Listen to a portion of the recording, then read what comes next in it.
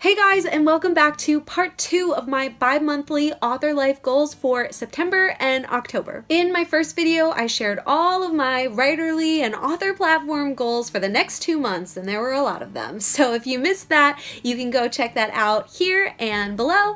But in this video, I'm going to take all of those goals and somehow schedule them and make sure I'm going to get all of them done by using my bullet journal. As I shared in my last video, I've been working with author coach Jade Young, and she's been helping so much and has given me the tools to set up everything I'm going to show you. So I will be linking her program below if you want to check that out. But basically, besides helping me set up all of my goals, Jade also helped me nail down actual deadlines for literally everything, which during this process we found out was something that I really struggled with, that I didn't even know I struggled with. And along with that, we're also working on figuring out weekly and daily routines that balance my author life with my personal life. Want to see what it looks like? Let's get into it. First thing I considered was how much time I wanted to devote to this new career and what personal things I had to work around.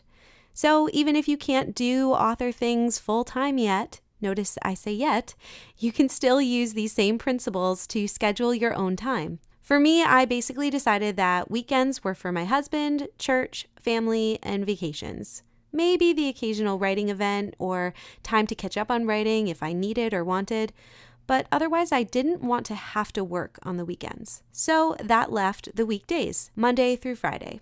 So I drew out those days here. You'll also see here that I left some more room in certain parts of my day's timeline, as I knew certain hours might have multiple things in them. So some hours have 2 blocks and some hours have 1. I also have this separate section up at the top here to list my top 3 absolute priorities for the day, but we'll talk about this section a little bit more later. During the week, I wanted to make sure I mirrored my husband Ben's work schedule so that unless he wanted some downtime to himself, I was free to help him with anything in the morning and spend time with him when he got home from work. So I put in little B's for Ben to mark when he leaves and when he comes home. By the way, while I do outline the days, times, and lines in the spread in pen, I usually write all the other details in pencil so I can easily adjust my schedule if I decide something works better in the future. And also so I can correct mistakes like this one I just made.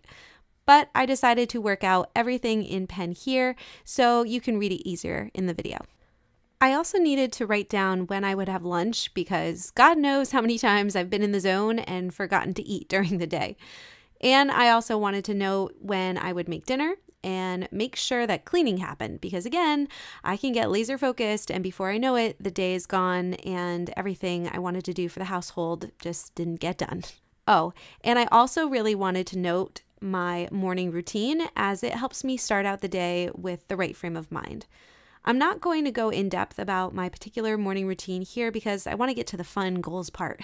But if you'd like to see a video where I talk about my morning routine and how to create an effective one for yourself, let me know in the comments and I'll definitely make that video too.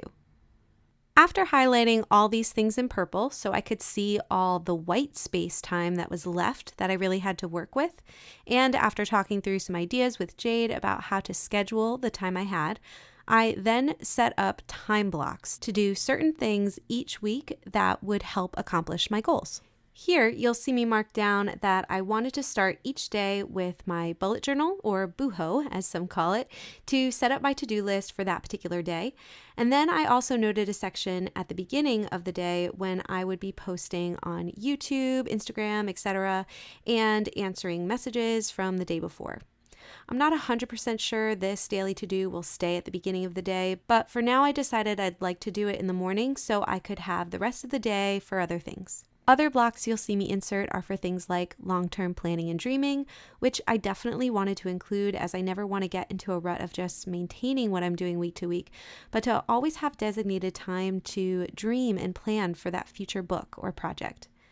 Obviously, there are also whole blocks of time solely dedicated to whatever book project I'm working on at the time, and what I do during these blocks will depend on what part of the book process I'm in. Some months I will be drafting, others editing, maybe going through beta readers, or querying. Most of my other time blocks you'll see here are for content batching sessions, which are for filming and editing my videos, as well as writing all of my video scripts, blog posts, and Instagram posts for the following week. My goal right now is actually to try to create 2 weeks worth of content during these batching sessions so I can devote even more time to working on my book.